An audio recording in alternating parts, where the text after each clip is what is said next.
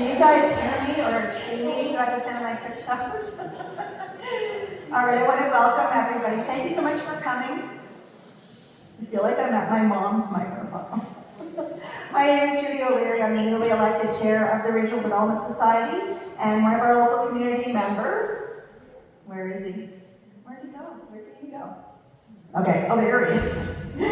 He came to us, Danny Hilt came to us and asked if we would help coordinate and organize this. So thank you so much for coming to our board and asking us to help you with this. So I want to thank all the folks that are here tonight for coming, and also to the folks that have helped us organize this and who are speaking. First, I will do in the event of emergency, the floor light, well, okay, I'm joking, but emergency exit is right here. Out the front door, out that door into the lobby, and take a right. Muster is in the track, the field just that's that way. My directions are not great. And the washrooms are that way through the lobby, down the next hall, and on the right-hand side of the hallway. Bonjour, comment ça va? Je m'appelle. No. All right, we will get started. I'm going to hand it over. Colby, right? I just met him tonight. This is Colby. He's going to do the rest of the chairing, and he's going to introduce our keynote speakers. And so I hope you find this informative. And I'm going to let him run the agenda and find out when he wants to take questions. So thank you so much. Thank you, Judy.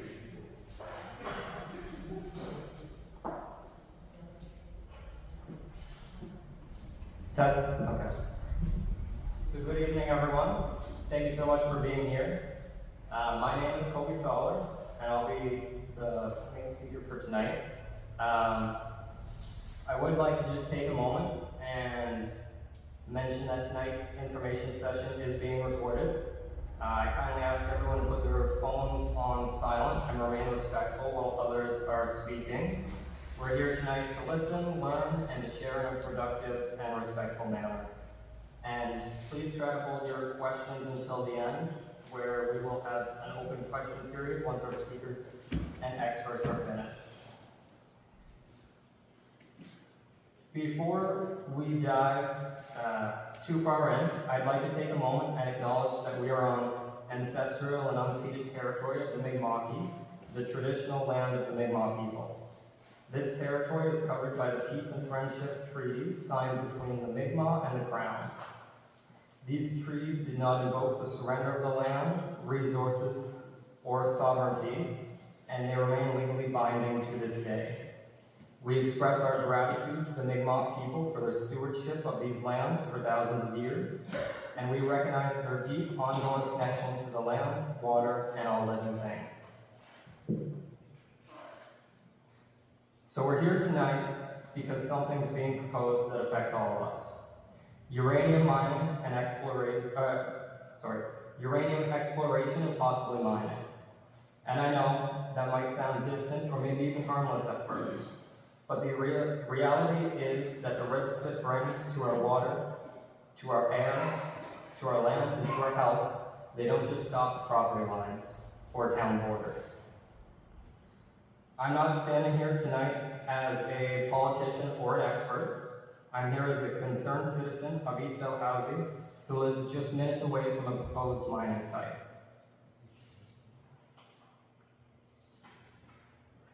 I'm somebody who cares, somebody who's watched this land change, and somebody who's proud to live in a place where neighbors still wave when they pass. I'm 24 years old, and while I don't have a family of my own yet, I plan to one day, and that's part of why I'm here. I've lived in the woods, as some may call it, for the past 20 years. I've spent my youth running through and exploring the outdoors, climbing trees, and learning to live a self-sufficient life inside of and with nature. And I also try to be a good steward of the land. I've curated pretty detailed plans for my future, which rely heavily on clean and healthy air, water, and soil. I plan to create my own farm, and not just to feed myself or my future family, but other families as well, and that very future is at risk. Even though I've heard a lot of people say over the last few days There have been no bids. Oh, it's over. I do want to emphasize this loud and clear, it's not. We know from the government's announcements that they confirmed it. We know at least one company, Solterra, who had posts on LinkedIn 2 to 3 weeks before the RFP closed, expressing their interests, plans, and strategies. This company made it clear that they would be applying. A week or so before the RFP process closed, they deleted their LinkedIn profile and anything leading back to it. And now, from the announcement, we can see that they never did apply. Wednesday, June 11th, the RFP process closed. Tim Houston announced Thursday, June 12th, that it closed with no interest. That same day, MANS, the Mining Association of Nova Scotia, sent out an announcement and a request for red tape to be cut. And guess what happened that following day? Friday, June 13th, Houston announced cutting the tape.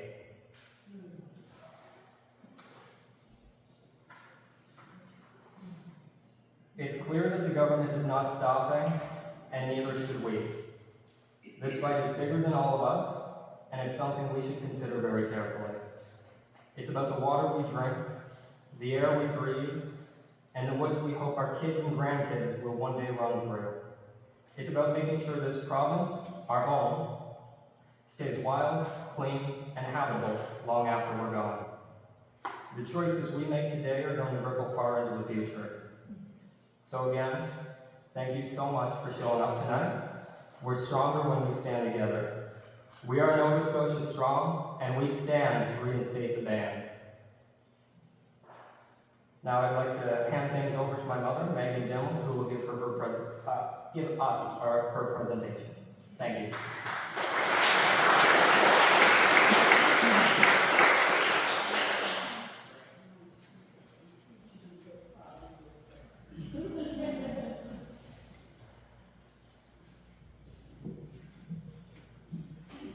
Thank you all for coming.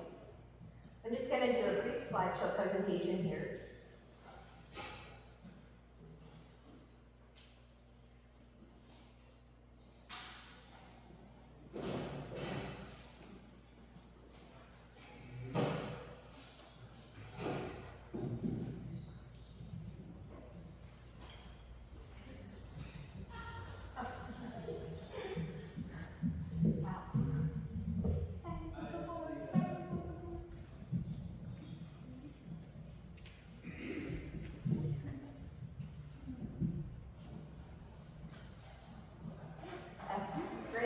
Hello? Perfect. Thanks, Leo. All right, so we're going to talk a little bit about why we're here tonight and how this all started. So it first started with a request for proposal from the government. It was made public on May 14th, 2025, naming 3 proposed sites for uranium exploration: Louisville, River John, and Pictou County, Millbrook, Hants County, and the community of East Dalhousie and Cherryfield, Annapolis, and Kings County.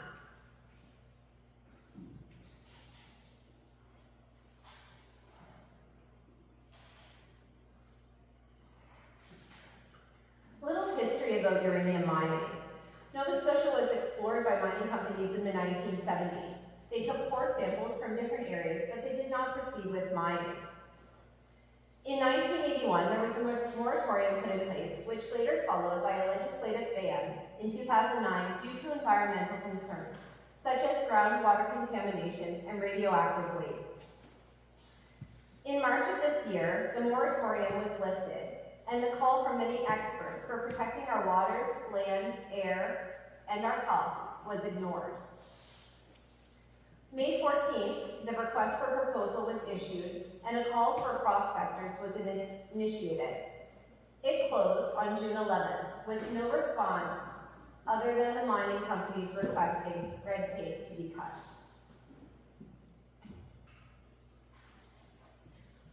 The timeline of the ban.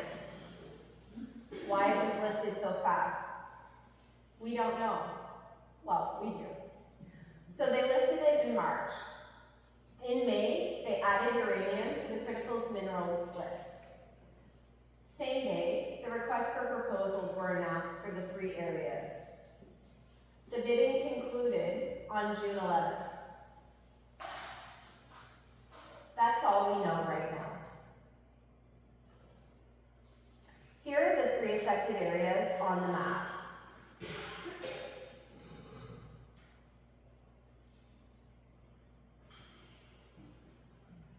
Here's an image of where naturally occurring uranium is in Nova Scotia.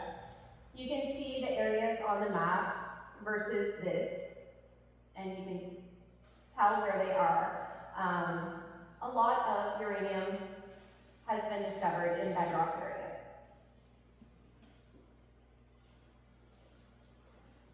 We're going to talk about the LaHave River watershed a little bit. Actually, we're going to talk about every watershed. All 3 of these proposed sites are in watershed areas. Nova Scotia is just a huge, huge body of water, which you will see in the oncoming slides here. So all of our lakes, our ponds, our rivers, and streams all around the area of the proposed site in East Dalhousie are within the LaHave River watershed.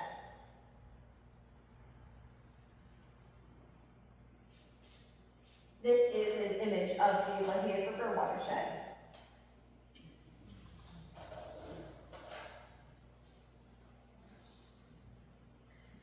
The Avon River watershed is the one in Millet Brook.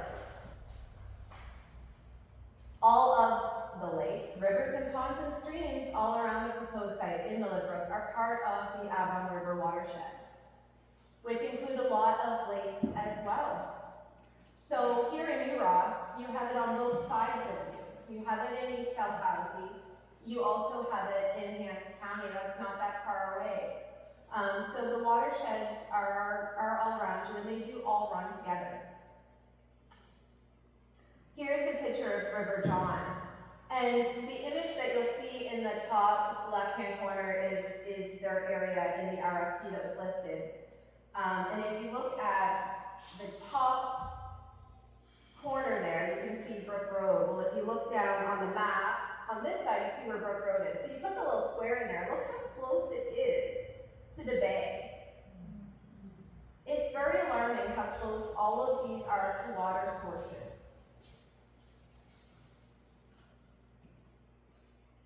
So here's a few facts for you about uranium mining. Uranium can be mined without inherent radiation and pollution risks. Uranium mining can contaminate drinking water, air, soil with heavy metals that can cause radioactive contaminations of foods and water, even up to 400 kilometers away. Uranium mining releases radon gas. Radon gas is the second leading cause of lung cancer after cigarette smoking. The risk of lung cancer increases proportionately with increasing amounts of radon. Uranium mining leaves behind radioactive waste. When the mining process is complete, the waste from the milling and in-situ mining are stored in ponds called impoundments and can remain radioactive. As uranium decays, it becomes radium and eventually it becomes radioactive radon gas. Uranium waste can be radioactive for thousands of years, meaning mining sites can be dangerous for years after they stop operations.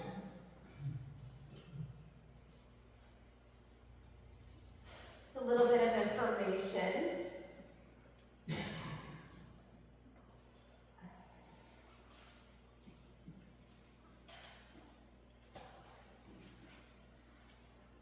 The main thing to take away are the risks. So ask the experts. Environment Canada states, statements from a brief presentation to the Macleod Commission in January 30th of 1985. The release of radioactive matter into the environment presents a special class of environmental protection problems because radiation cannot, in any known practical way, be neutralized or altered from its natural decay sequence, and it can cause permanent, cumulative, or delayed, but irreversible harmful effects in all living organisms. Therefore, radioactive materials would require contaminant during their hazardous lifetime to allay health and environmental concerns. In Nova Scotia, the wet climate, the high water waters may pose special problems for radioactive waste and management.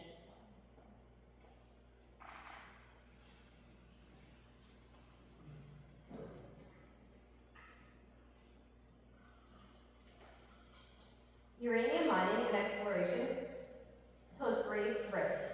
They release radon and radioactive toxic particles that can contaminate soil, water, crops, and wildlife. These contaminants can enter the food chain and jeopardize our drinking water supplies. Nova Scotia is the most densely populated province in Canada. No matter where you live in the province, your health could be at risk. Here's a list of some of our confirmed endangered and at-risk animals in Nova Scotia. The southern flying squirrel, the wood turtle, the mainland moose, the American pine marten, the eastern ribbon snake, Canada lynx, American eel, and the barn swallow.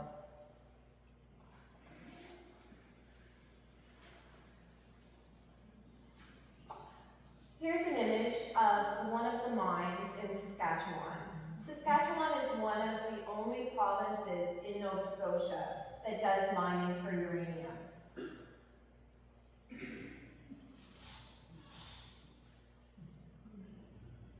Doesn't this look wonderful to be in your backyard?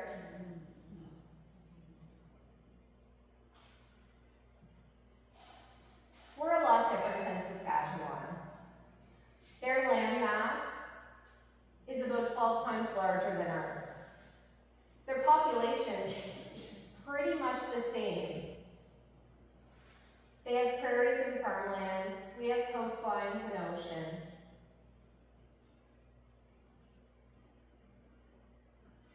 If you zoom into a map of Saskatchewan, these are their water sources.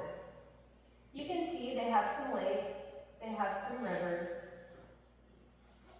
But now we're going to zoom into Nova Scotia. We are nothing but a land mass of water.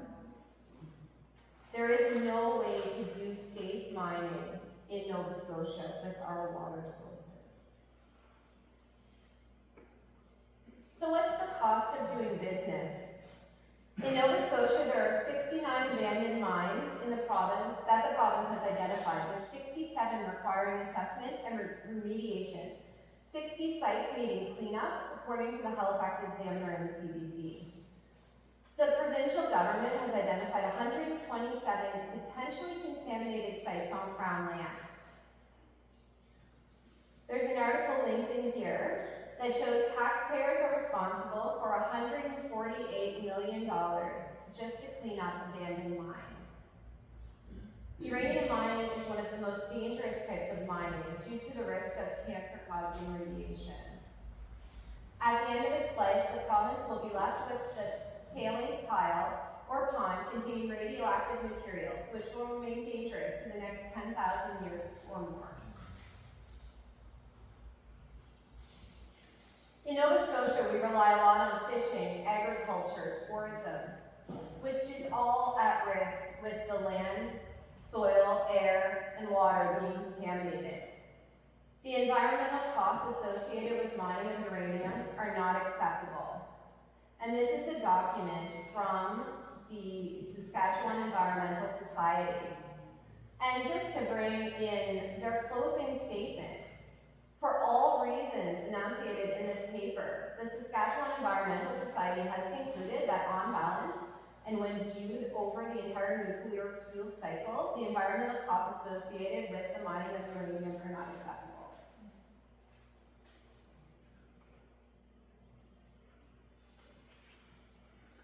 Here's a letter that was sent out to a landowner who lives up in East Dalhousie. The information in this letter was a bit disappointing from our government. It states that request for proposals is not our usual process, but we're taking this approach to make sure only qualified companies with proper experience in uranium are granted licenses to explore. In the rest of the province, we are using our standard licensing process. We are hopeful that Nova Scotians will consider the economic and health benefits of exploration as they consider the request of the company. Once I'm done my presentation, you're going to hear from the experts on the health benefits. They're not going to tell you one benefit on that at all.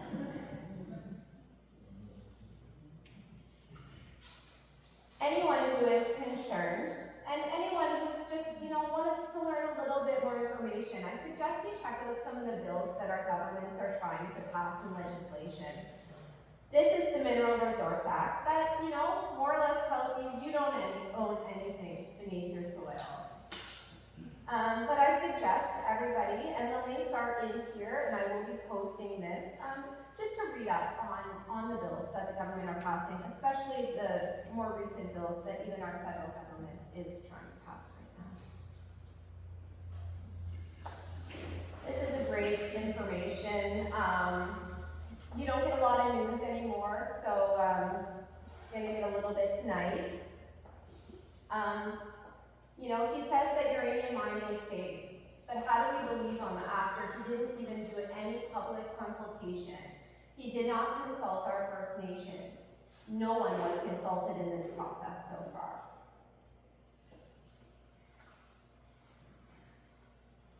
Tim Houston sends a reprimand to municipal council that asks for a pause on uranium licenses.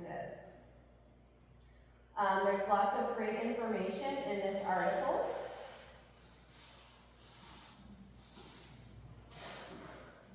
And more or less, he threatened to cut public funding. What can I do? Contact your MLAs and your MPs. Express your concerns to them. Sometimes sending a letter might not seem like a big step, but it is. Any communication with them, you need to let them know how you feel. You need to raise awareness and share information with people as we're doing here tonight. Not everybody gets that proper information, and we're definitely not getting it from our government. We need to participate in community action like this. Show your support. Talk to your neighbors. Find out a little bit more information. We're learning every day. I'm just a community member, and I've learned so much in this last month that it's incredible. Understand, stay informed, and sign a petition.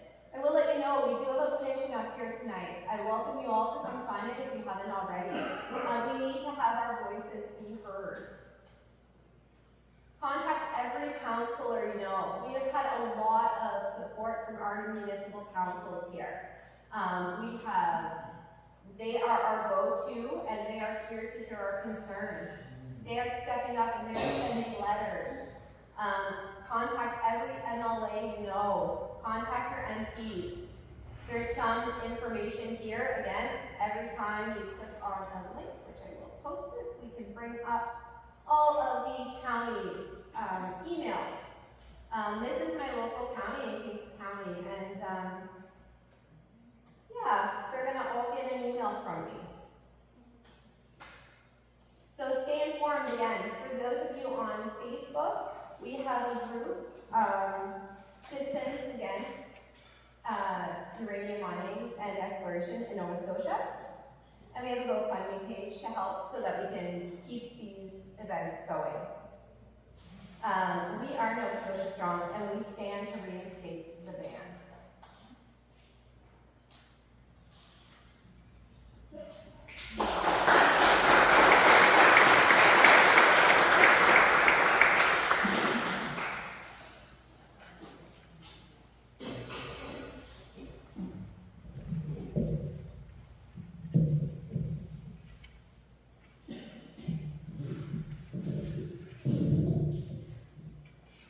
Thank you so much for that, Megan.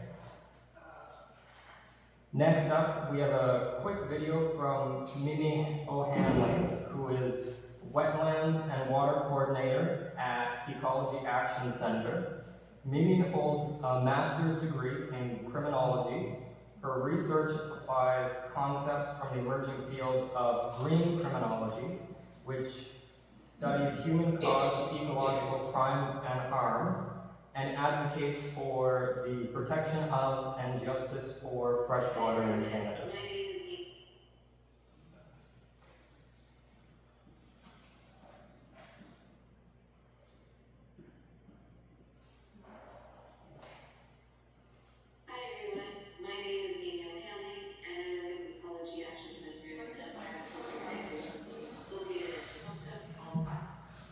I'm here today to talk about something that's affecting all Nova Scotians, and that's uranium. Specifically, a major change made by our provincial government that could reshape the future of mining and energy in our province.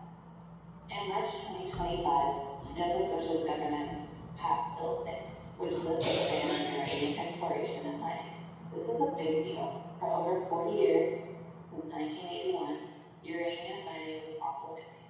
Now, companies can apply for licenses to explore uranium again, even on private and federal land. But let's rewind to talk about how we got here. Back in the late 70s and early 80s, uranium exploration was already happening here. But Nova Scotians, especially in rural areas, pushed back hard.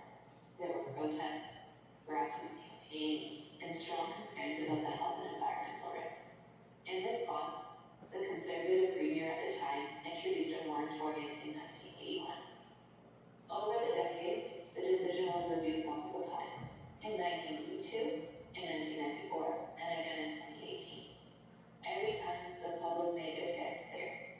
Nova Scotians did not want uranium exploration or mining. In 2009, the ban was made law under Premier Darrell Dexter based on what people were asking for. So why bring it back now? The government and some in the mining industry said uranium is needed for nuclear energy, which is what they're calling clean energy. But here's the catch. Nova Scotia doesn't use nuclear power. And other countries that do, like Germany and Scotland, are actually moving away from it. There's also talk about critical minerals. Those are used for things like wind turbines and batteries. Uranium wasn't even on the list of Nova Scotia's critical minerals until just recently, when the ban was lifted. But lifting the ban comes with serious concerns. Uranium mining is one of the riskiest types of mining. It uses massive amounts of water, creates radioactive waste that lasts thousands of years, and puts mine workers at high risk of cancer, even with safety rules in place. Canada already has a huge uranium waste problem. We have 218 million tons of radioactive tailings, 167 million tons of waste rock, and 2.5 million spent nuclear fuel buildup. And here in Nova Scotia, we've seen what happens when mining isn't managed well. Take, for example, the Tuco Gold Mine. Over 6 years, the company broke 23 provincial and 3 federal environmental laws. Now, they're in court trying to avoid paying for the cleanup. This is the reality of how mining has been handled, and it's a warning about what could happen with uranium. So now that uranium mining is back on the plate, it's time to get informed and time to get involved. This isn't just about rocks and minerals, it's about public health, it's about the environment, it's about the future of Nova Scotia and our communities. Last week it was announced that no companies bid out the province's RFP. This is good news and should be celebrated. The fight isn't over. All communities are threatened by the province's lift of the ban. We need to mobilize and fight for our communities by getting the ban reinstated. Let's keep it known in Nova Scotia, stay informed, speak up, and let's make sure any decisions about uranium are ones that we'll be proud of. Thank you so much to everyone for all your efforts and for fighting the good fight.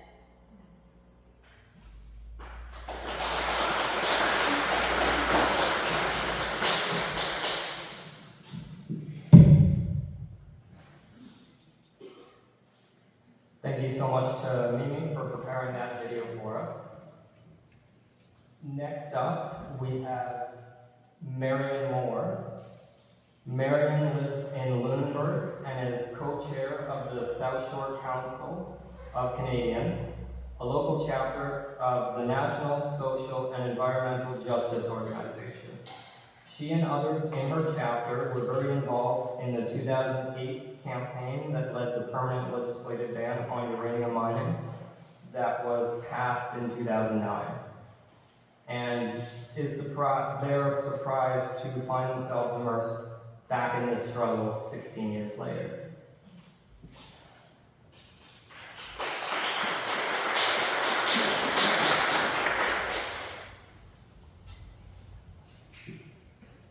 I don't have a PowerPoint tonight. I started one at 11 o'clock last night, and it's on my desk at home. Sorry about that. So as Colby said, I was part of an ad hoc group that worked on this issue. And the thought is that I might have some ideas about what we learned from that work to apply now. But I first want to say congratulations to the people that have gotten this together so quickly, and to the other groups around the province that have been coming together to make sure that our government knows the broad support there is for bringing back the ban. And I was at the first meeting that Megan and Kobe organized. That was on May 27th, 2 weeks after the province made their announcement. And that's just 3 weeks ago. So I think about how much I've learned in the past 3 weeks, how much you guys have learned, and how much more there is to learn, but also, encouragingly, how much the support has spread throughout the entire province, not just the people who live in affected areas. I don't want to repeat the history because both Kobe and Mimi have done that, but I want to say a little bit about why New Ross. Because this area here wasn't one of the 3 sites, although as somebody pointed out, it's right in the middle. But in the 70s, a federal geological survey showed that Nova Scotia had significant potential, and this area was one of the areas that was noted then. And that's when a loose group of resident scientists, medical professionals, environmental activists, landowners began to organize. I know Nancy Covington was part of that, and I believe there are others here who were part of that in the late 70s and early 80s.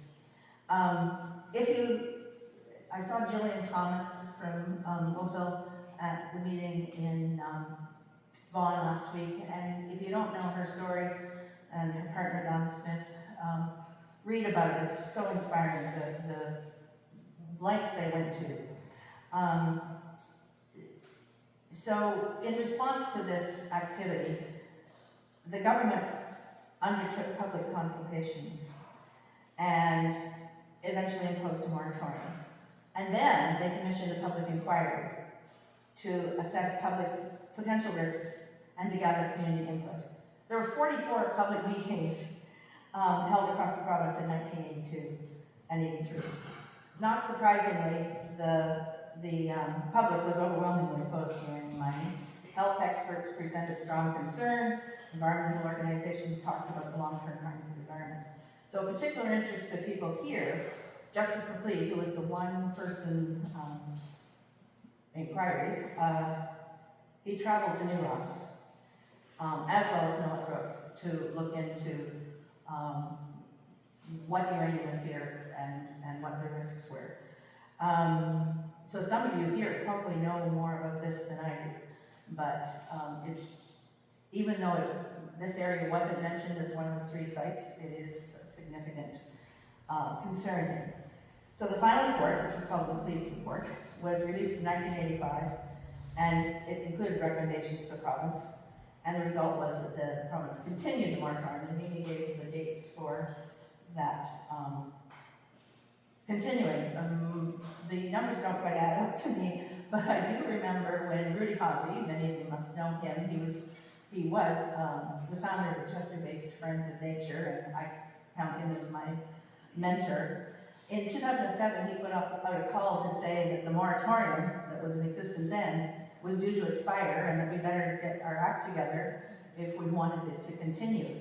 Around about the same time, a uranium company, Capella Resources, had a subsidiary company called Triple Uranium.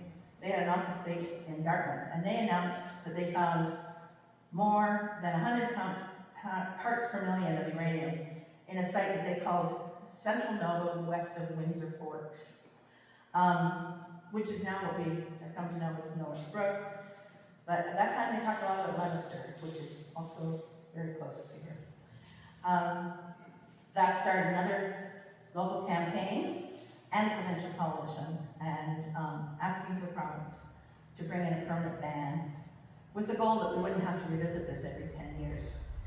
And it was at that time that I got involved, and following province-wide action, the province formally brought in legislation to bring in a permanent ban in 2009, and that ban remained in place till March of this year. So just a couple of things about what we did in 2008. We were prompted to get involved when we learned that this mining company was interested. So we quickly organized a public meeting in January 2008 at Forest Heights School in Chester Grant.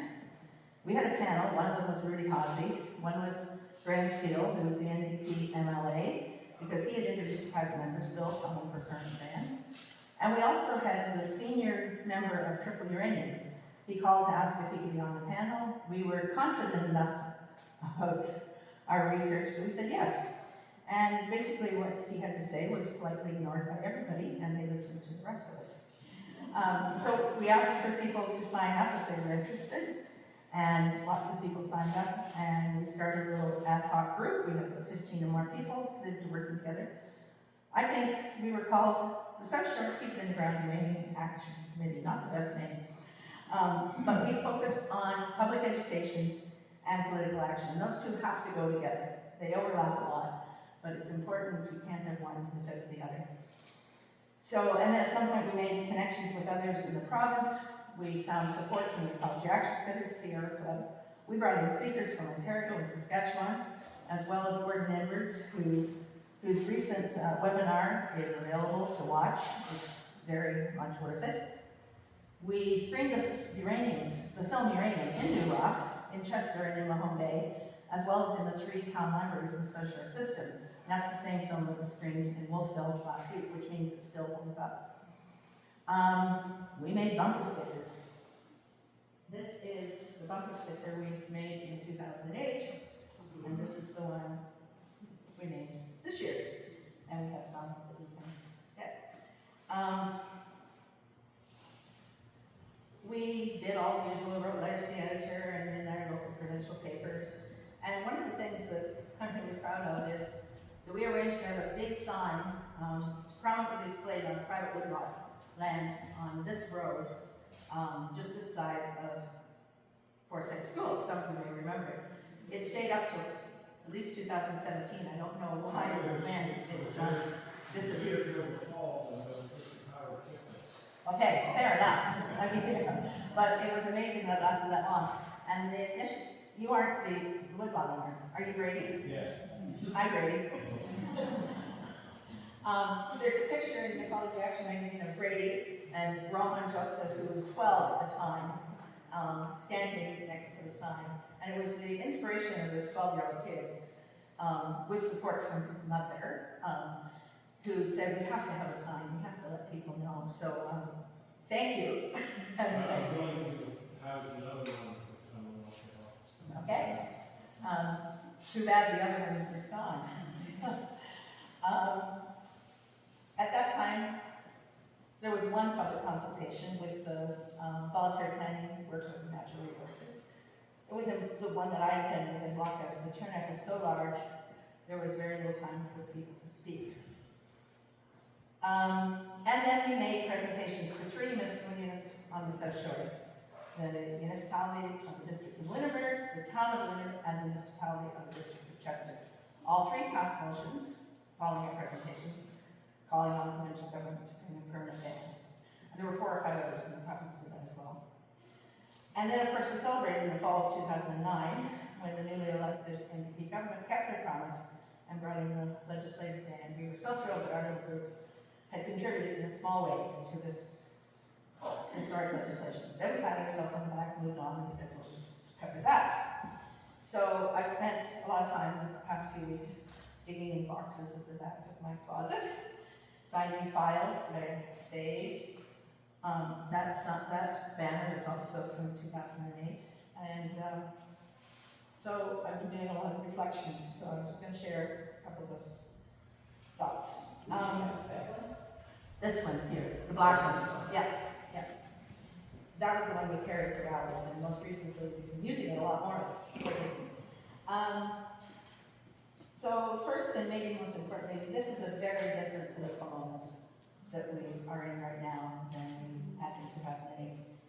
In those years, there were public consultations. Not as many in 2008 as there were in the 80s, but still significant opportunities to reach out to the provincial government. At that point, we could have open conversations with our MLAs. We could speak to them as individuals representing their constituencies. unlike now when they all use the very same talking points.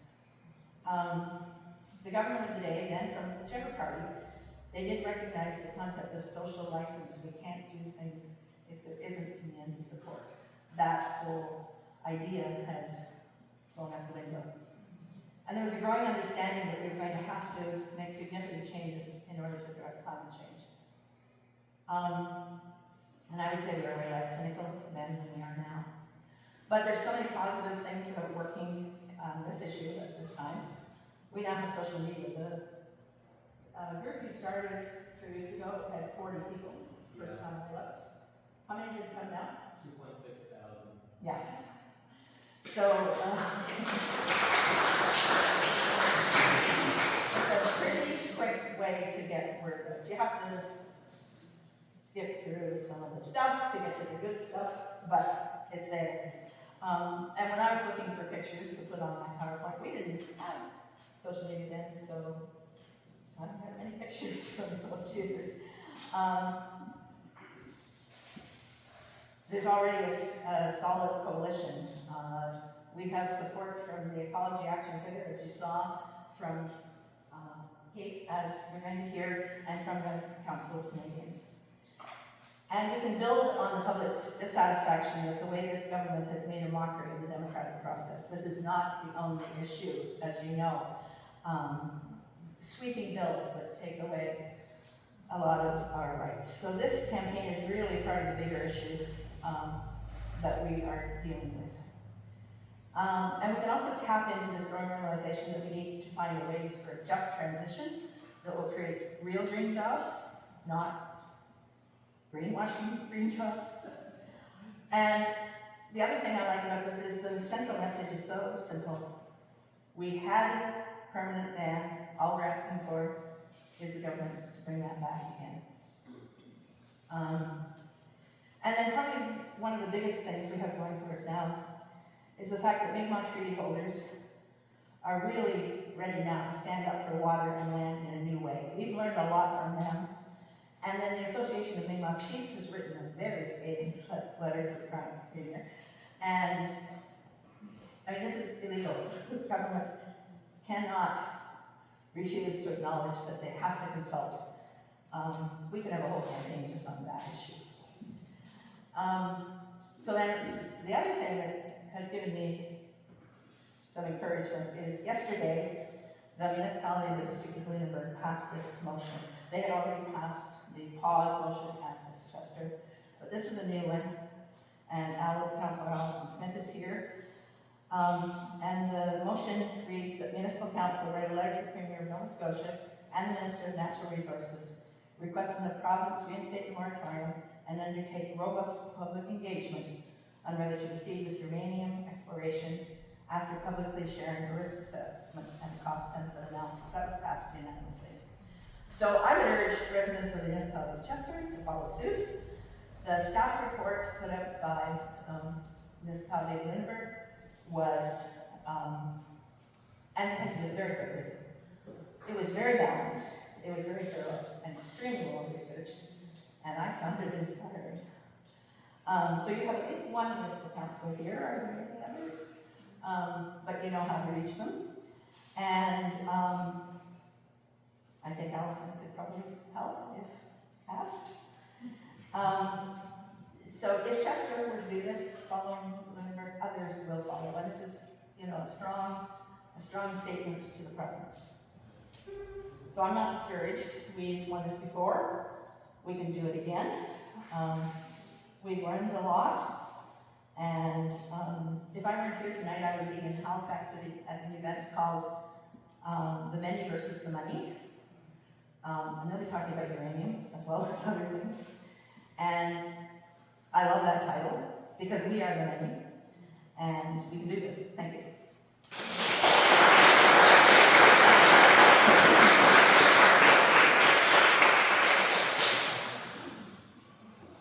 Thank you so much, Marion. Next up, we've got Nancy Covington. Nancy works with CAPE, the Canadian Association of Physicians for the Environment, and she's also worked on this in the past, and I'm sure she will will mention here that she is very surprised to be back here as well.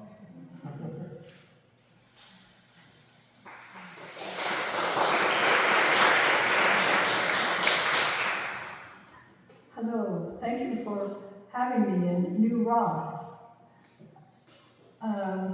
Well, our two previous speakers, Mary and Megan, have given a very thorough discussion of what has gone before, so I will try to fill in some of the blanks, especially as health related. I am a retired family physician, and I speak as a member of CAPE, Canadian Association of Physicians for the Environment. The healthcare people in this group, and it isn't just all physicians, work to protect the environment on which our human health depends. I also belong to an international group of physicians whose aim is to abolish nuclear weapons and prevent a nuclear war. After all, this is one of the main uses of uranium, so it makes sense that we think about this one too. I was peripherally involved during the 2008 era, during the lead up to the legislative ban, and today it's kind of like deja vu with yet another community meeting. However, there are some differences. Back in that day, the government wanted people to be educated and actually organize some of the meetings. Today, I believe that every single meeting that's happened has been community organized. The other thing is that the elected officials back in that day welcomed outside experts and learned from them and welcomed input from the public. Today, our organization has sent 2 letters. The latest one was an open letter, and you can find a copy of that, in fact, asking that we meet with the Premier. And so far, we have no invitation to meet with him and only received a form letter from Troy Rushton. Now, this isn't just a rural problem, although it sort of seems like there'd be sacrifice areas. In fact, aquifers for main cities can be affected. And I'll give you an example. In 2009, 23 physicians in the town of Sept-Îles, Quebec, threatened to resign as a group if uranium exploration continued in their community because they feared contamination of their aquifer, which would affect not just their families, but all their patients. This brave act of threatening to resign as a group meant a third of the physicians would leave their community, and this eventually led to Quebec's moratorium on uranium mining. So, what is different about uranium mining, making it riskier to our health than other types of mining? I mean, we already know that gold mining can sometimes put arsenic into wells, but here we know uranium mining can put uranium in the wells. And in fact, exploration or anything that disturbs the uranium body underneath can make it soluble and enter into wells. Uranium comes as a package along with its 15 decay or byproducts. And in other words, uranium starts the top of the sequence by releasing a radioactive particle to produce a completely new element, which then proceeds to produce another radioactive particle, yet another element. So there are actually 15 in this whole scheme. And so they always occur as a package, top with uranium and the bottom is inert lead. Now all of them, except lead, are radioactive and toxic. And now, if you eat or have uranium in your body, if you ingest it, it acts as the body can't deal with it. It doesn't normally use uranium, and it acts as heavy metal poisoning. So it gets into the kidneys and liver and the reproductive system, and basically it's a chronic poisoning. It also, when it releases a radioactive particle, and this is kind of like a subatomic explosion, and maybe inside a cell even, and then it can destroy important parts of the cell, which can lead to cancer, or it can lead to genetic defects. And I'll just give you a little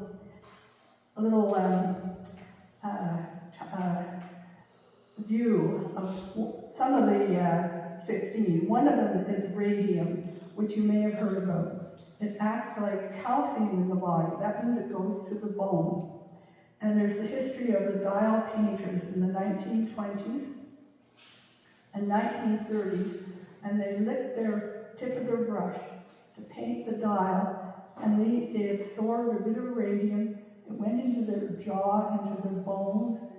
They died of bone cancer and brain cancer, and it also caused anemia. Another decay product on this line is polonium-210, and I don't know if you remember the double agent Litvinenko from Britain and Russia. He was given a little bit of polonium-210, which poisoned and killed him. But it did take, that was a detective story, and it did take a little bit of effort to get it to that grade of, to sneak it in. But for us, the most worrisome one of those 15 is radon gas. And that's because radon gas is odorless, colorless, and has no smell, and in fact is kind of hard to detect. You know, when we are asked to look for radon in our basements, because it's a normal, natural health problem, you're supposed to put those pucks in your basement for 3 months to test it properly. And it turns out it's the second leading cause of lung cancer. So, because we have a lot of uranium in our ground, a lot of people have houses that have a level that's considered too high, and a whole industry has developed to mitigate those dangers, you know, block off the holes and vent the basement. But of note, Canadian guidelines for taking action in your home have a level twice as high as the World Health Organization says.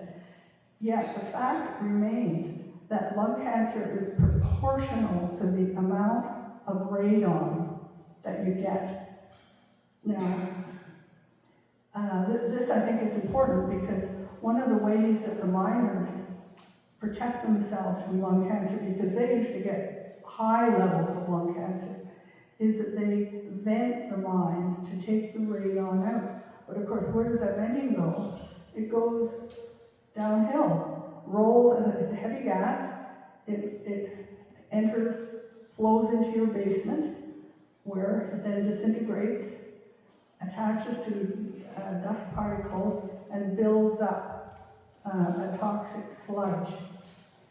Of course, radon gas can be blown, swept away in water, collects on plants, and indeed, it's been shown to enter the food chain.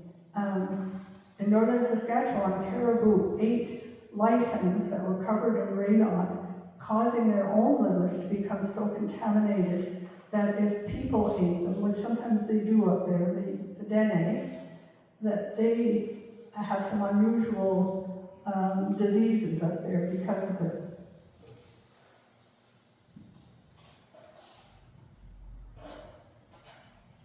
And about wells, 42% of people in Nova Scotia are on wells.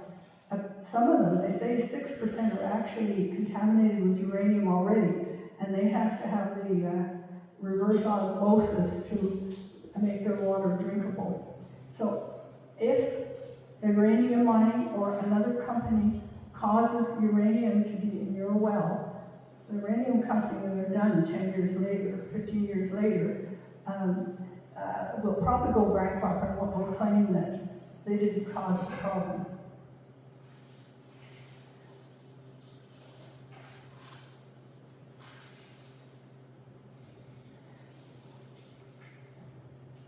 So we know Saskatchewan is 12 times as large as Nova Scotia, and the whole area that's lined with the Saskatchewan would occupy, cut Nova Scotia in half. That's how big it is. And no one has wells in that particular area, maybe 500 kilometers away they do, because it's largely, there are people there, but they are largely migrant people, because they're First Nations people.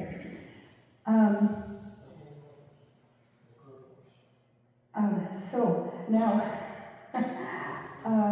I do think that this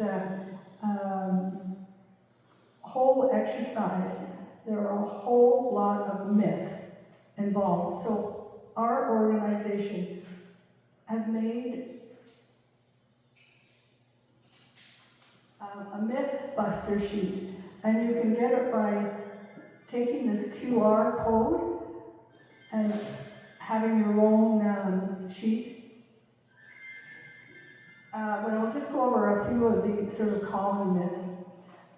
More uranium, they say, needs to be mined for medical isotopes, for medical purposes. That's false. Uranium, we don't need any more uranium to make radioactive isotopes when you can make this without radioactive material by a device called a cyclotron, which can exist in the basement of hospital. And another myth is that you remember when I said that radon gas, we have a higher level and is recommended to take action. It turns out that low-level ionizing radiation causes disproportionate harm to children, women, and especially the unborn. It turns out that women are twice, and children 5 times as sensitive as men, and yet permissible exposure levels of all these things were derived from thinking it was a man. So, for instance, in Germany, West Germany, the tailings pile, after the 85% of the radioactivity exists in the tailings pond, it was blown or somehow migrated downwind, and children in that area were more likely to develop leukemia. So it isn't just lung cancer that you get, and as well, they did get lung cancer, the people in the community. So, I do want to bring up some recent news, because we all know that they say that uranium mining, there are no licenses were given because no one applied. But this may be the sort of hidden agenda that our government had. Okay? When no applications came in to explore for uranium, a great many exploration licenses have been granted recently, including a number bordering on or near the 3 locations the province opened for uranium mining licenses. In other words, they're looking for rare earth metals that were put on that list. Now, this is what I think is super important. The original ban, remember, it was on uranium mining and exploration.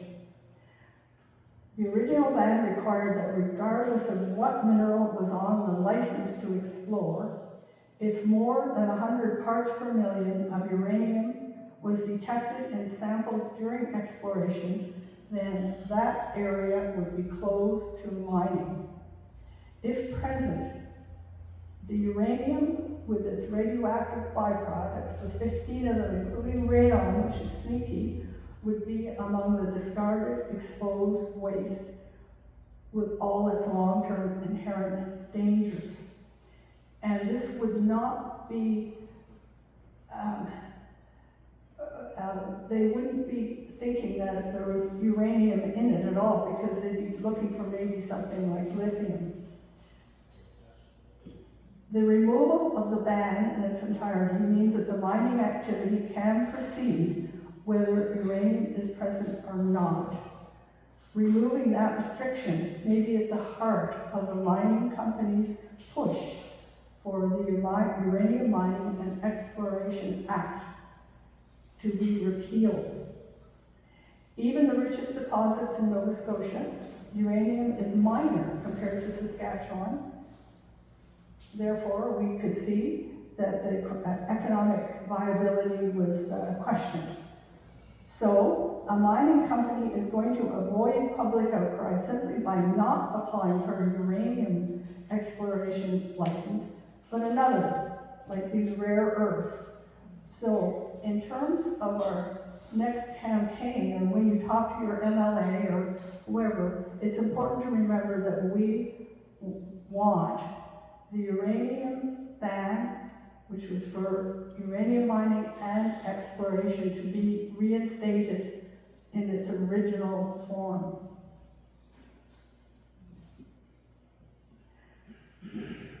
Finally, just a little thought, sort of an ethical thought. Once mined, all uranium, when it's processed, ends up three ways: nuclear waste, nuclear weapons, or radioactive fallout. Hence, I think leaving uranium in the ground where it's undisturbed and creates the least amount of damage is the most important thing to do.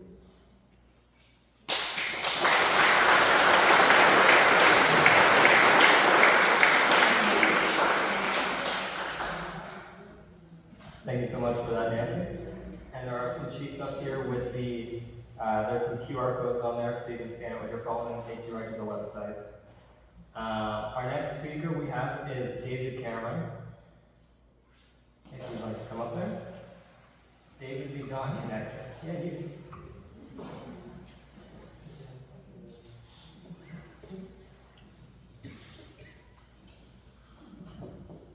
A little early in the game.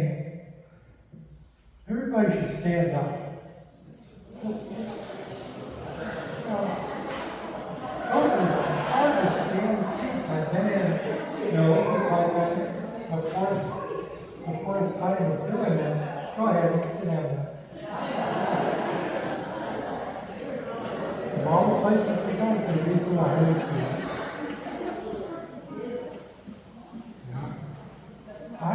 I come along mostly to keep some continuity.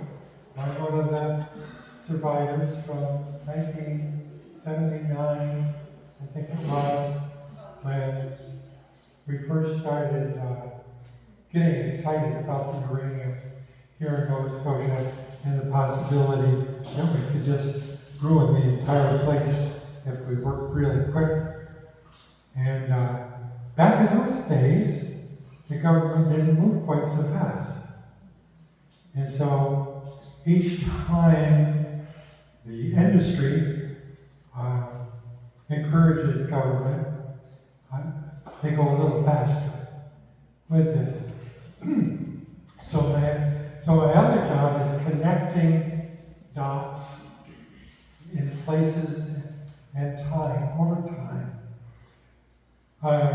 Noticing how things change, noticing that this fast tracking, which is ridiculous, a very, very short time. Even industry couldn't handle the very short time frame they were given to make a proposal.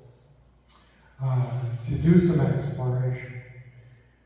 Whether that was intentional, go fast, break things, distract people while you're doing something else over here. Just in the time that we've been excited about it, this go round, another gold mine has been permitted, bigger than the Torquay mine, which just closed. And incidentally, the company that took $500 million worth of gold out of Nova Scotia and took the money mostly with them is now fighting the government to not do the reclamation the way, the contract read. So that's the thing that hasn't changed over time. The mining interests always take the material and then the value of the material out of the province. It doesn't stay here. But the problem that they leave behind, the tailings, the ponds that are leaking into the St. Mary's River, up where the Torquay mine is, and so forth, the fracking wastewater over on the Minas shore from the fracking pilot project that was done over there, that's still sitting there and leaking into the environment. So those things haven't changed much. The thing that's changing really, really quickly, though, is the government's attitude towards our democratic rights and processes, which have actually served the country quite well for a very, very long time. But this particular government that we're dealing with in Nova Scotia right now is disregarding those ways of doing things and making people feel really, really stressed about the economy, about the international stuff that's going on between the United States and Canada and so forth, and then using those points of pressure to push deregulation, okay? Because again, just since we got excited about this issue this time, the government has now not only lifted the ban on uranium and fracking, it has cut the red tape, okay? And it's not like, are they going to do that? Yeah, they're doing that right now, right? Right during the process, when they know what you're thinking. This has been in the news now for several weeks, that lots of people come out and are against this and want to slow the process down. Some of the municipalities have sent letters saying, please, slow this thing down. Give people a chance. First Nations have said, yeah, you talk to us about this, and you have an obligation under the treaties to do so. So all these things are assaults on our democracy, assaults on treaties, assaults on things that we thought were kind of, fixed in place by people that had thought things out really, really clearly, 30, 40 years ago? Okay, so now we see that they want to go fast, and they want to break things.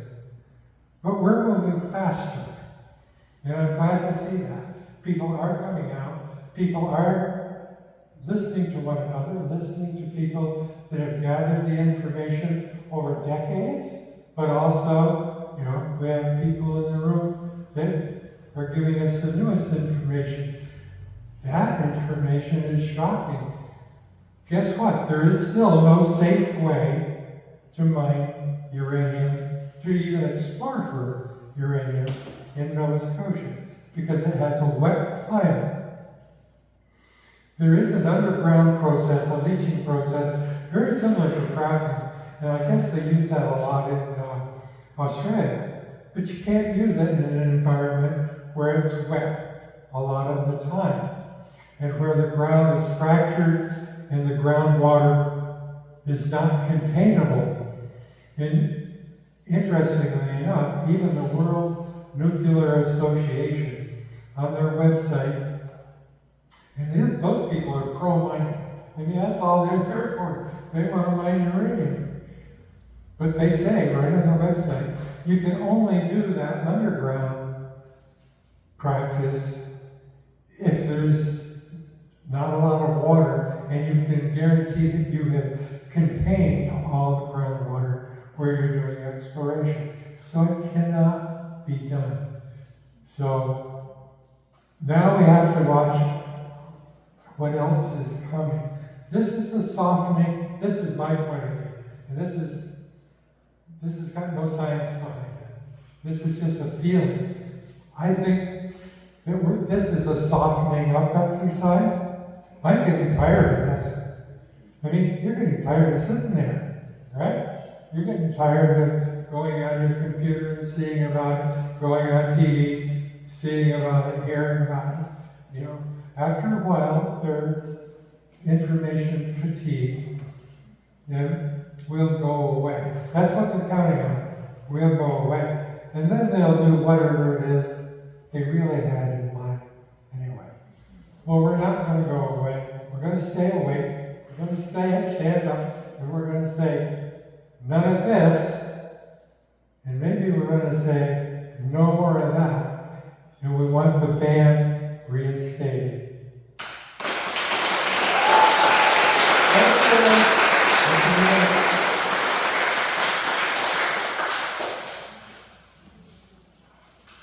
Thank you so much, David.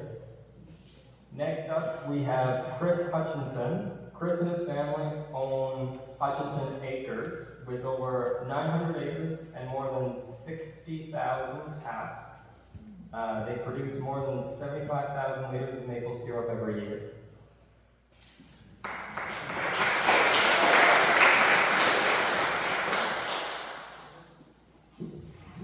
Thank you. Premier Houston just announced there was no bids when received for mining uranium in Nova Scotia. He also stated the province was going to investigate other options, and the Nova Scotians calmed down and stopped getting worried about it, because the government knows what it's doing. Our politicians are continuing to look at these large projects in the province to balance their shrinking revenues to keep up with their increased spending. Projects like mining, when done right, in the right locations, are great ways to increase revenue streams. Just not here, not with uranium. Nova Scotia is made up of so much water above and below ground, and it's all connected, whether it's flowing north or south. It's where we get our well water and our lake water. We can't take the risk to disturb the ground below for a small amount of what might be considered economic value. But the water we drink has more value to us than the uranium ever could. Once your well water is contaminated, there's no way to fix it, and there's nobody to blame. The opening of a gypsum mine, salt mines, and some underground mines are good examples of mining that can be done safely here. Uranium cannot. We all understand we're sitting on a large deposit of uranium in Nova Scotia. But if it's not disturbed, it'll just be fine where it is. I'm in favor of economic development, whether it be mining or sustainable forestry. Look at New Ross and the surrounding communities. Sustainable forestry all around, using sawmills, they've got enough wood in the area to support them. Christmas tree farms and all the businesses they support. This is an excellent example of strong economic community. 15 years ago, in the community of Lake Paul and East Dalhousie, there was no businesses operating. We now have a coffee shop, maple syrup bottling operation, by the way, with ships all over the world. Sugar bush, several farms, and a Christmas tree farm, repair shops. This is economic development, exactly what our government claiming it wants. If they put as much effort in developing the maple industry and these other businesses, as they did, eliminating the bureaucracy for mining, we would all be 10 times the size now.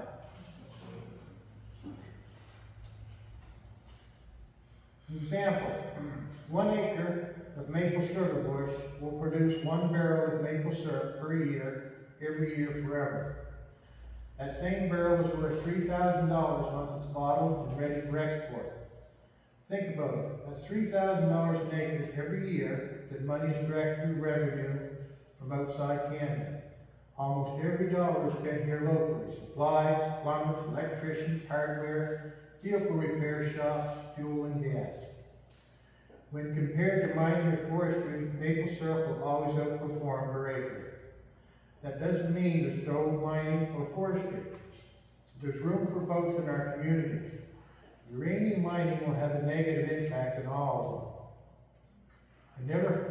I have heard that there's a few houses that were for sale in the area before the announcement was made. Had some showings.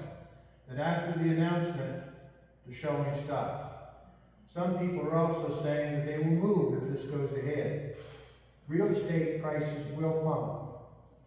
It seems that conservative MLAs are being told to toe the line instead of representing the people that elected them. The community meetings that have been held have been well attended, and almost everyone were not in favor of uranium mining and want the ban put back on.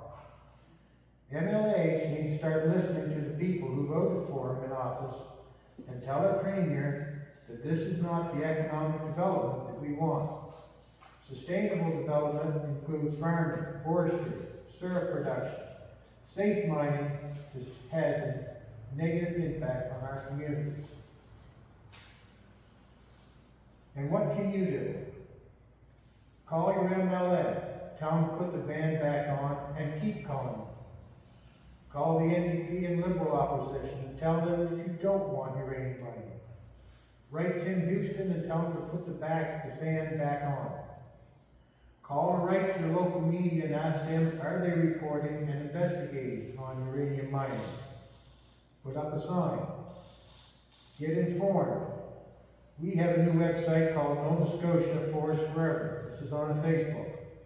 We are putting new information on that daily. Bumper stickers are available.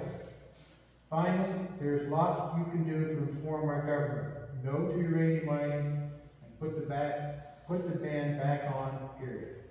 Thank you.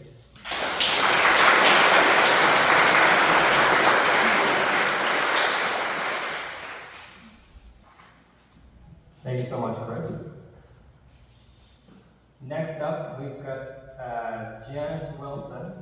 Janice is a concerned citizen of East Housing and a long-term resident who has lived there for over 60 years.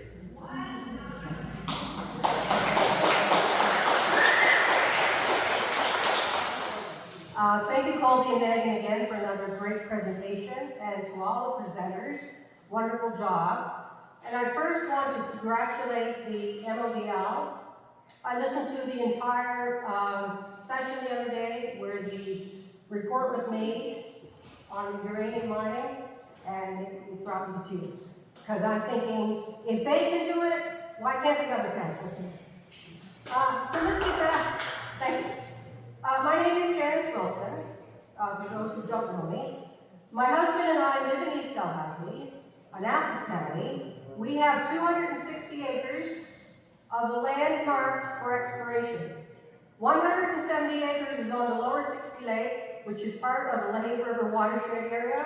Actually, both parcels of land are. Some of this land has been in the Wilson family for nearly 100 years. So when I say it's my home, it's been my home for that long.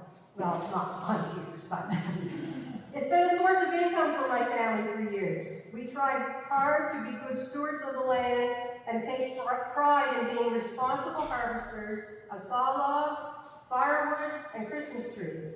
We use the land for recreation. We enjoy activities such as hiking, skiing, snowshoeing, hunting, fishing. It's a home to all kinds of wildlife and has lots of songbirds. We strongly believe that uranium exploration and mining would not only ruin our property, but all those around us. and contaminate properties, or could contaminate properties, all the way down the Hay River.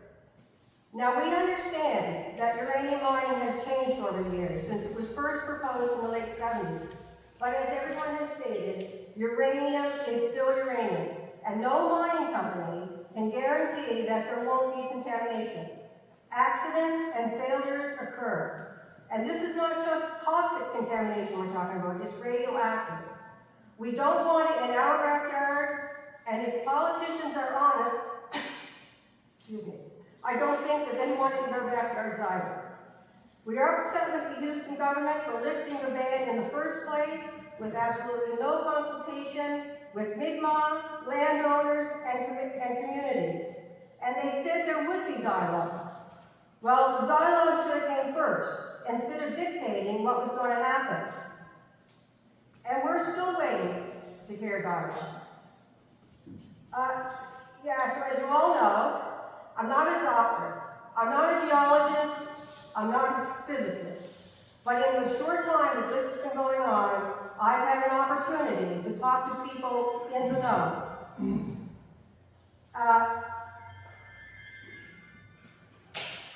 And what they're saying is, uranium needs to be left in the ground. It's safe there, we're leaving it in the ground. And some are saying, like everyone else has said, well, the mining companies, nobody bid on it, so it's all over, it's done with. But really, it isn't. The Premier is still insisting that uranium mining can be done safely. We've heard the facts. It's not. We've lost faith in the Houston government, and instead of fixating on uranium, he needs to go back to the drawing board and come up with better ways to grow our economy and reach the targets that have been set out. So please consider standing up and opposing this crazy idea. And as everyone else has said, contact your politicians, call them, visit them, although I visited one, it's done no good. But let your concerns be heard. Maybe we need to do a little walk in front of their offices. But we need to reinstate the ban. And Houston, we do have a problem.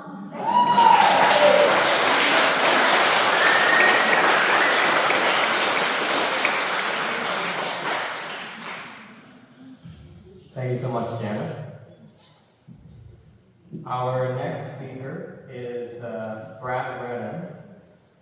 Brad is a former geologist, and he has a lot of experience around this topic and a lot of good knowledge.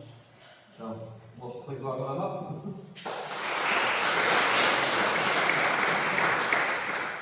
I'm not going to say that much, mostly because a lot of stuff's already been said.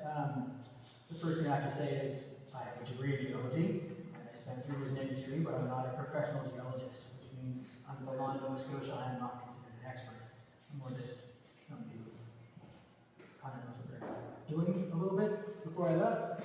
And honestly, I said the reason I left was because the only thing that the mining industry, the exploration industry, exploits more than resources is people. Which is why I decided I'd go pretend to be a carpenter, which I do okay at. So I also spent 4 years on municipal council, and spent a lot of time talking to provincial MLAs and things like that, and some political interest as well. I got involved with this back when the bill was being passed in March, and I went in there talking to law amendments committee, and basically told me that they should go look at the Westbury requirement, because there's some really good points in there that I felt they should look at, like when your bureaucracy is not driving something, but the politicians are. That's the author of the Westbury report thought that was so important that they put in the introduction. That was a huge red flag on operations, just the same thing we're seeing today. And the other thing from the Westbury report is they're trying to consolidate regulation, and the Westbury report really emphasized that we need to have regulation done by different departments, so you can't have the fox watching the henhouse. So to talk about geology a little bit, geology is really accessible until you start asking really basic questions. I think it's hard to answer the questions, so I'll end up being a little bit vague. But uranium deposits are different from pretty much everything else, and that there's really just one mechanism that governs how a uranium deposit forms, and that is oxidation versus reduction.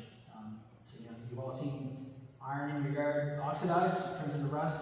Same thing happens with every metal. The thing with uranium is it's really soluble as a, what when it's reduced.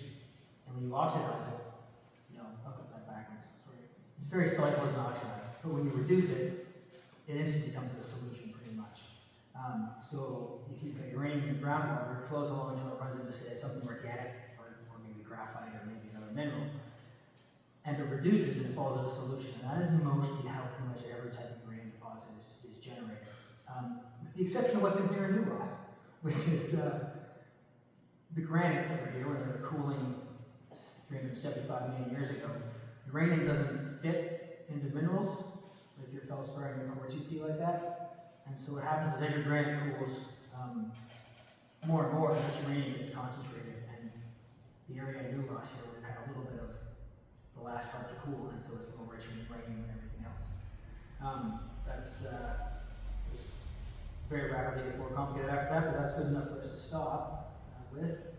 And we've generally found that questions are the best way for me to inform you of things. Are we ready for questions, Colby? I think that's usually why I end up last. You can ask questions to anybody. Any names where the questions tend to go geology focused, they stay in here. Yeah. Can you stay a bit closer to the mic? Sorry, it's really loud. No, I can't. Oh my goodness, let's start again? Good. Oh, there we go.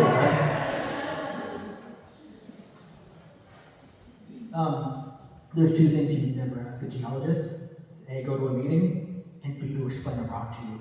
Because they're not going to come to the meeting and they'll never shut up about the rock. Yeah, right here. The government is saying, and industry, mining industry people are saying, oh, it's safe now, we've advanced our technology of mining uranium, so there's nothing to worry about. Could you explain the reality of? So the question is, the mining industry and the government is saying it's safe now, as opposed to before. Well, safe is one of these words that's very relative. One of the first things you do in any sort of safety-oriented thing in the mining industry is incredibly safety-oriented, because what they've found is it's incredibly expensive to kill people. This is serious, and almost every mine site in the world, the senior staff can tell you exactly what it costs when somebody dies, when there's lost time injury, and when there's a non-lost time injury. The numbers that were given to me by a senior geologist one time was $1 million to kill somebody, $100,000 for lost time injury, and $25,000 for a non-lost time injury, if I'm remembering that correctly. So why is it safe now? Well, the first thing you do when you're going to talk about safety is you form a big risk matrix, which is the consequences and how likely it is to happen. And so I can't tell you, I mean, I can tell you if something's safe, the chair is safe to sit on. Does that mean the chair is not going to fall over and you're going to have a sore butt? No. But the chances are pretty tiny. We agree on what safety is there. So when it comes to things like uranium and these mining catastrophes, safety becomes a much more difficult question because we have very different concepts of risk. So for example, 2014, the Mount Pauly tailings dam collapsed in BC. It dumped 21 million cubic meters of gold tailings, gold copper tailings, and contaminated water down a brook that was about 2 meters wide. Well, that brook ended up being 100 meters wide, and the large lake it got to had a lot of sediment and trees in it. That was 2 engineers lost their license over it. They had a pretty big fine for the company. I was frankly impressed they convicted somebody there, but BC has a very competent Department of Mines, which is the other thing I mentioned in our province, in that we don't exactly have a great track record for mine safety in this province. Last year, the Donkin mine, which has been open recently, it's had 3 shutdowns, if I remember correctly, and they were company-instituted shutdowns, and when the Department of Labor, who's in charge of safety, came in later, they ended up shutting them down longer because of problems they weren't doing. So that tells me 2 things. The Department of Labor is not doing their job, and probably doesn't know how to do their job. Safety is a huge cultural thing. Like if you don't beat it into a company and your employees from day one, you'll never be safe. Doesn't matter what you do procedure-wise, you will always have unsafe practices. There's the short answer. To uranium, right.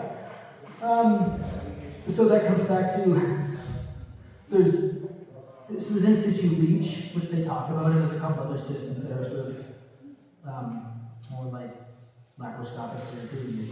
You do it underground and nobody goes down there. And that comes down to, do you trust people and engineers to not have radioactive material seep into your groundwater and stuff like that? Generally, the way I like to describe a geology project is if you take a book, and I have a book, I'm going to take a hole punch and punch one hole in every page. And then I'm going to give you the hole punches. And I'm going to get you to tell me what the book's about.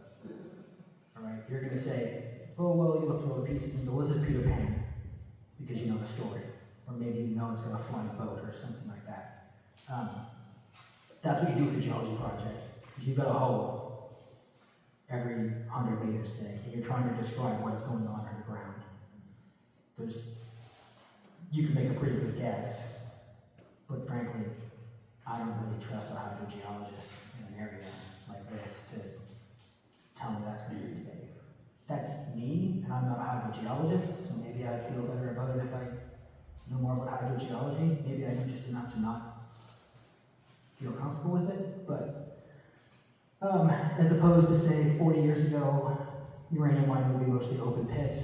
You'd have a lot more dust going around and things like this. Is it safer today? Yes. I don't trust them to make it safe. Not in this province. Not with me living next door. I got a gravel pit 500 meters from my house. I'd be happy with a lithium mine 500 meters from my house because the mine is of a very different nature. Even if it was open pit, it's just the rocks. So the state of Saskatchewan, they had a story 500 tons in there, or 500 tons of radius, right? So if you peel that in Nova Scotia, you don't have 500 kilometers away around these profiles. So it destroyed our whole province.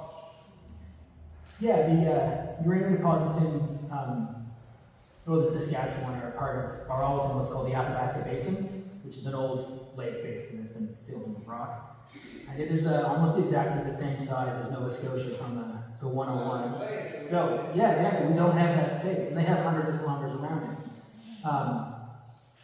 So, like I said, we're hoping it wouldn't be an open pit mine here, so you've got less dust risk and stuff like that. Well, and you've got a problem with like a tailings dam or like even just a holding tank on the surface. What happens? There's too many people nearby, is my thought. That if you have a catastrophe and flood out even contaminate part of a river basin. Yeah, well. Because it's like the public safety for the people, and not compensate for it. But no, this is exactly it. So if you had a problem, if they mine, say, Village Brook in Vaughan there, right? If they had a leak and it goes downstream, you have to maybe move all of Windsor, all the people between Windsor and Vaughan, right? You're talking about having to move 10,000 people. That entire area in northern Saskatchewan has 2,000 people in here. Like There goes your whole process. yeah, and let alone what I think of the provincial government. Sorry, departments of the provincial government. It's a very good point. Yeah. We compared a lot to Saskatchewan, as he said, but are there any similar case studies to what Nova Scotia would do? We've got bedrock, we've got a lot of water. What's a more comparable scenario to us worldwide? So Virginia, and somebody help me with the dates. Do you guys remember? Anyways, so Virginia had a question about uranium. It was back during 2008, 2009, that sort of thing. And they commissioned a report from the National Science Association about uranium mining in Virginia and the risks. Now, I've not gotten through that report, but they're a similar high rainfall environment like we are. So if you're looking for detailed information, that's the best place to go, and I am not familiar with that to give an intelligent response back to you. I will tell you the wettest place that I've worked was Labrador, and they get lots of snow, but they don't get the rain we do here. Yeah. I can read you a quote from the study that was done in Virginia by the judge that was. Yeah, absolutely. Yeah. That was in the letter that Gal. Do you want to come here? Yeah, don't go here, please. I think it's my name's Sharon McGraw, I live in Chester Basin, and I was at the market in in Chester last weekend? Hello? Yeah. I was taller. We got 80 signatures at the farmer's market. I'm happy to say that the municipality of Chester voted to write to the province last Thursday unanimously to ask for a pause, and that letter's been sent.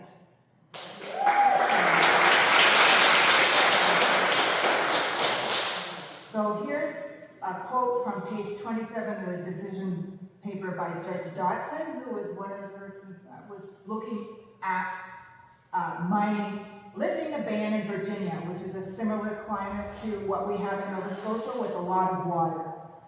And this letter I got off of the Citizens Against Uranium Mining Facebook page, right? If a regulation is not complied with, then the harm done by compliance failure cannot be undone. This is with respect to uranium mining. People getting cancer from drinking tainted water cannot be undone. A corporation can be fined, but fines do not bring back health. They do not bring back life. They do not bring back safety, and they certainly do not remedy harm done to the earth. That's the end of the quote. I think it's pretty simple. Excuse me, you said that the Chester Municipality Council was voting against it? They voted to write to the province Well, I thought, to ask for a pause. and they said that they couldn't do it until the meeting because it's 2 weeks' time. The meeting was last Thursday. I went to the meeting and spoke to council, and on the spot, 2 councillors supported that and asked for that motion to be passed, and it was passed almost, it was immediate. It was like 7 minutes into the meeting. And that letter's been sent. Yeah. It went yesterday, the letter went, by the signature of the board yesterday.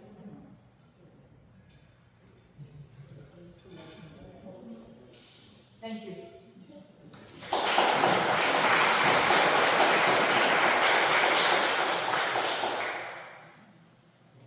We got 2 over here. Let's go with the. There's a conversation of it's not just a uranium mine, but dangerous to other mines, causing contamination as well. Are there particular kinds of mines that you look for more so? Because there are some mines that are more risky, others that are less risky, or is just any kind of mining in these areas is high risk? Because of our proximity to uranium. So, yeah, that's part of the problem that's been mentioned is the old ban was 100 parts per million was the cutoff. You weren't allowed to do anything with that. And the regulations in Nova Scotia say if you intersect a uranium, which would be 100 parts per million, you have to cement that drill hole again. Millet Brook is also a copper or silver deposit. If you want to use that, I'm using that word loosely. There's probably no geologists here, but anyways. A lot of your processes will overlap for ore deposits, and the modern day with extraction being so economical, and having concentrations of other metals, you can often make a lot of money off of these accessory things that are not very abundant in the rock you're already digging up and crushing it. So you try and extract everything you can, which leads to problems. Yeah, so our granites are not really fairly don't have that much uranium in general, but it doesn't take much to start concentrating that, and there's definitely a risk with other metals. And there's other metals that are probably have a reduced uranium amount with them.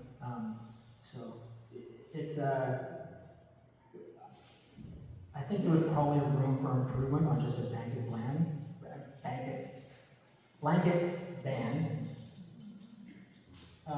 But that would be a really tricky policy decision to try and make. I'm a bit of a policy nerd, so I'm happy to dive into those sorts of things. But So maybe just to summarize, maybe everything is done great, we could have safer mines in these areas. And most likely, it's not really a possibility. I mean, safety is not about what you do right, it's about what happens when somebody screws up. Yeah. Right? So you're always trying to design your safety systems that you need more than one mistake to cause an accident. Ideally, you want 3, right? That tends to be the kind of the sweet spot is you need 3 mistakes to cause a problem for a lot of effort in and Even if risk. how many times are you actually getting tested for uranium? With that, You know, in the atmosphere is being done. It's not tested for, it's not looking for, it's not tested for. so one of the arguments I've heard from lots of industry people and sometimes the government is that uranium exploration will help us understand where we have uranium better and things like this. Well, I mean, as it was stated earlier in one of the presentations, 42% of Nova Scotians are on water wells. And that's roughly 400,000 wells around the province, and that's information right off the provincial government's website. I would think if they wanted to know the risk to us better for uranium content, you would just test the water wells and have a provincial program doing things like that. So, yeah, there's lots of ways to gain that information. If you're talking about mining and like uranium being moved up into dust, yeah, that's. All of these things are, do you see it happening? You need to have a detector for it, you know? And basically it's all kind of magic sitting there. I think it was hard to hear the first part of your question, so. I said, like, you got gas going in your cars. It's testing on the tube. They're doing these minings. They're not testing for uranium. So the uranium can be there, but they're not even testing for it. They don't even know it's there half the time. Until it's too late. Oh, you mean like people doing normal exploration? In general, mining in general, they don't know what's there, so it's too late. That depends on the company. If you have a good geologist there, they're gonna ID stuff, and you'll flag out things you need to test for. Sampling is pretty cheap these days to test for 60 or 70 elements. Even like you said, Nova Scotia's 42% on watershed. Yeah. Where does watershed come from? You get top block, and if you do the mine up here, it's gonna hit top block, that's within that radius. No, exactly, yeah. So it's like, it's no brainer, you can't do it. I guess it's just, they can't. You were making exactly a lot of the points I made. Yeah. Like I'm sitting here being very neutral as a geologist, who is generally in favor of mining and even uranium mining. Here's just a stupid place to mine uranium. I mean, and that's.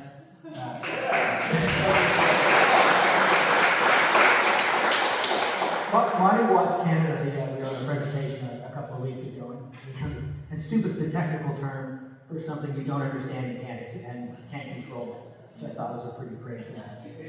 But we had another question down here.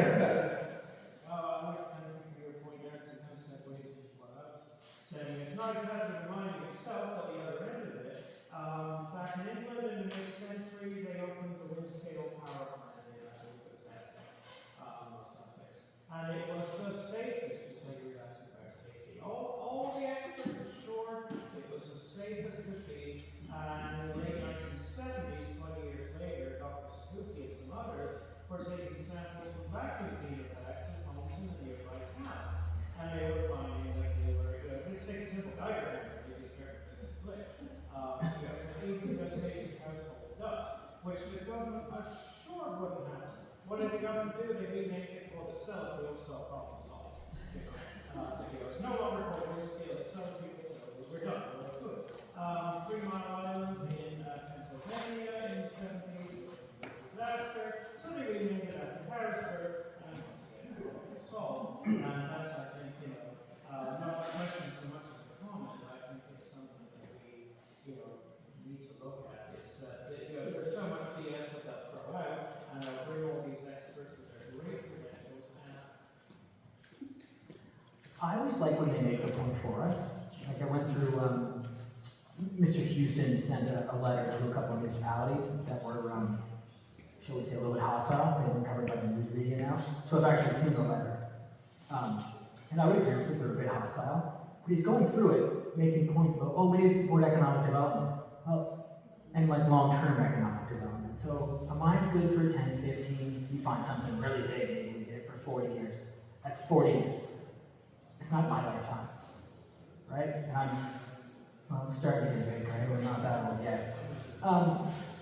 If we're investing, because we'll give these companies millions of dollars in things like sugar bush, or just any number of industries that are far more sustainable and far better use of the property. You've got, it makes a lot more sense in my book, right? Now, there's really big numbers attached to mining, like $1 billion is chump change sort of thing. And it's really hard to say, well, what is that mountain here? Right? We're going to remove that mountain because it's full of copper and it's going to make us X number of billions of dollars. But I think there's some really good case studies out there. Mr. Hutchinson's maple syrup farm is a really great one. You get more analog forestry than mining. But I spent 3 years living in Whistler after I got pissed off at the mining industry and I went skiing for a while. And I'm driving around Whistler looking, and it's like, oh, those are some sexy looking rocks. That's a technical geology term for something that looks like I want to sample that because I think there's something worth money in it. And I started reading about Whistler. Well, before there was a ski mountain, there was a copper audit into the side of it, and there's a substantial copper reserve there, which I think would be an interesting case study to do. But since Whistler Mountain now contains, I think, 3 of Canada's top 10 tourist destinations, I'm betting that Whistler Mountain's worth a lot more than the copper deposit is. You may remember there was a gravel pit they wanted to open up in Digby there, quite a contentious thing. So one of the things I have done as a hobby, although I might not love right now, is rock climbing.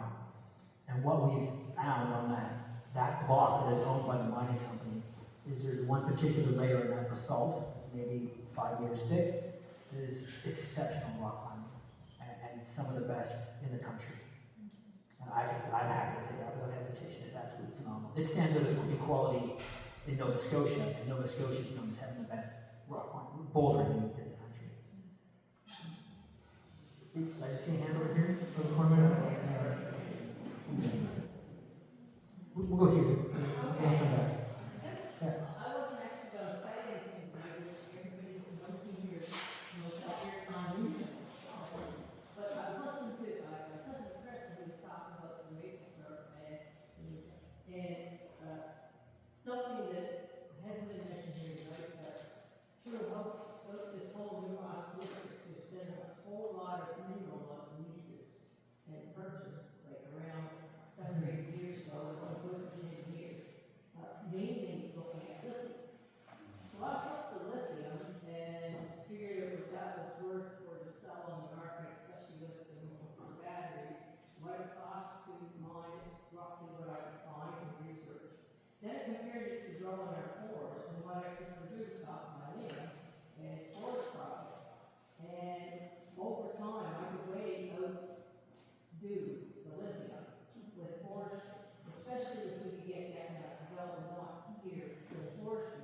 We're using low-grade products and that's what we're campaigning for with government with economic development because that's something that needs to be done so that we can help with fire mitigation and those kind of things by not using lots of trees and dying stuff in the woods to use it. So I think one of the things we need to know through this is we need to be more, as well as being, we don't want it raining, we need to be saying to the government, yes, we want economic development, but we want it from the resources we now have.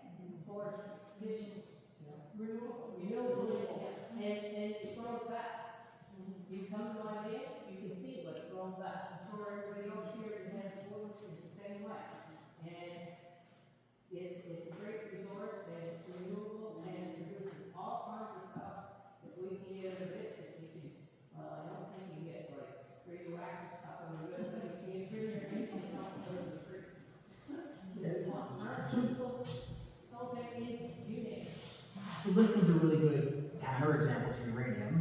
They're both really, the prices go up and down like a yo-yo based on global speculation, what we think we're going to do in the next 10 or 20 years. But also, lithium as a mine goes, it's basically just gravel you're producing. Like your granites over here, the gray bits are quartz, and the white bits are this mineral called feldspar. And feldspar is pretty stable. It doesn't make a lot of dust, and that's why we can build roads out of granite. So lithium deposits in Nova Scotia are also a mineral called spodumene, which is just a feldspar with lots of lithium in it. So that's why I said I'm happy to have I'd have a lithium deposit 500 meters from my house. I'd be a little concerned about my stone foundation, but the mine wouldn't bother me. Now, if you wanted to do lithium refining 500 meters from my house, I'd be a little more upset about that. There's a lot more talks to Ecology there, but as far as the pit goes, as a geologist, you put some dirt over top of it and you're back to something useful, yeah.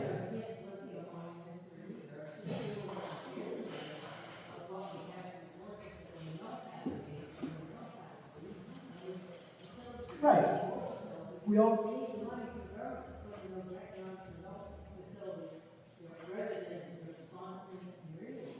We contribute to the global economy what we have to contribute, not what's going to kill us to do, right? The same with this organization is, you know, I talk about rocks way too much. Holy runs meetings.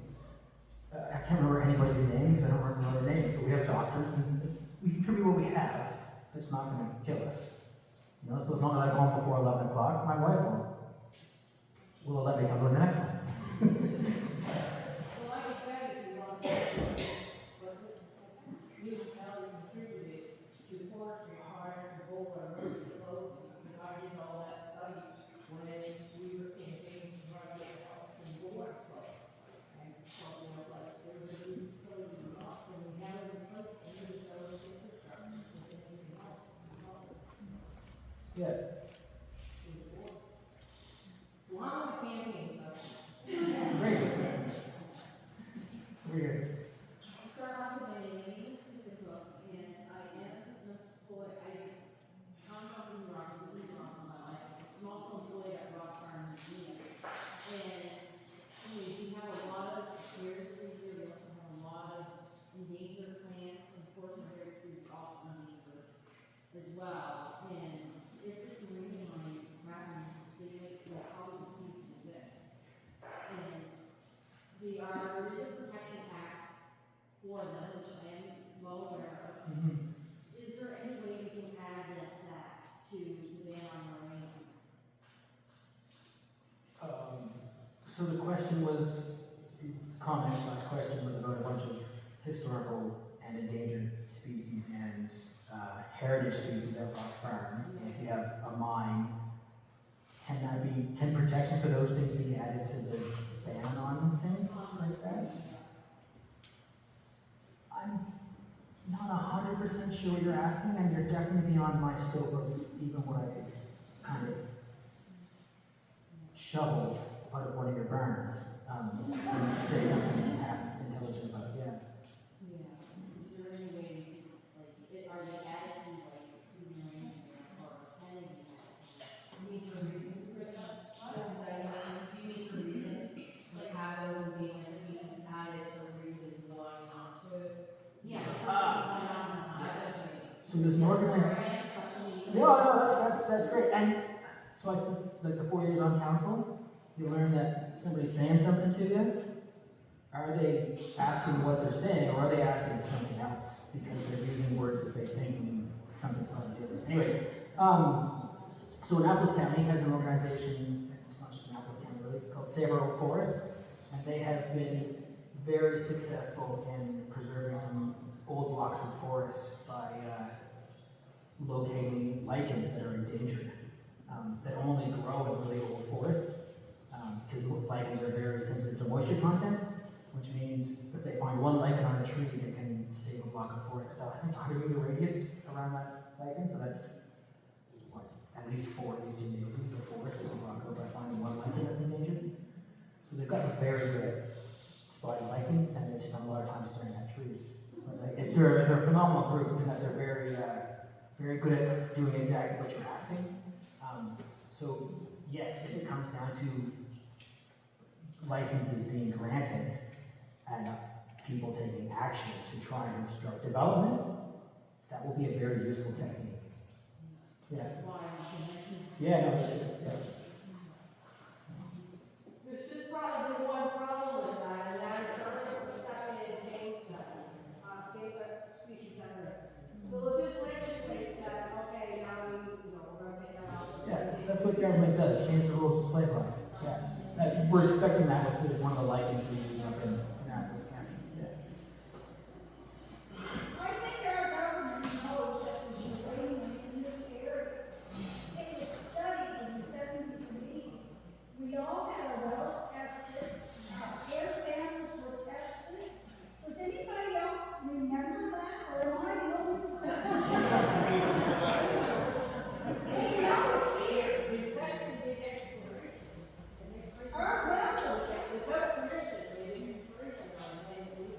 So,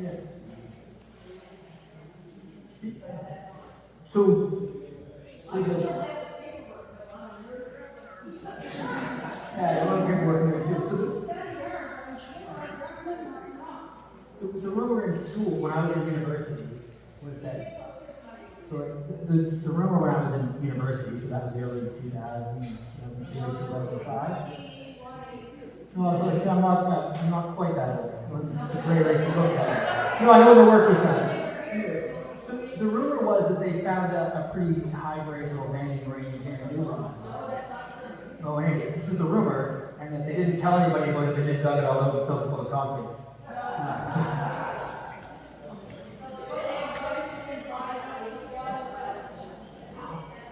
High grade is a very relative term. So, yeah, I think we're kind of done. If you want to ask me questions, you can come over and chat. Yeah.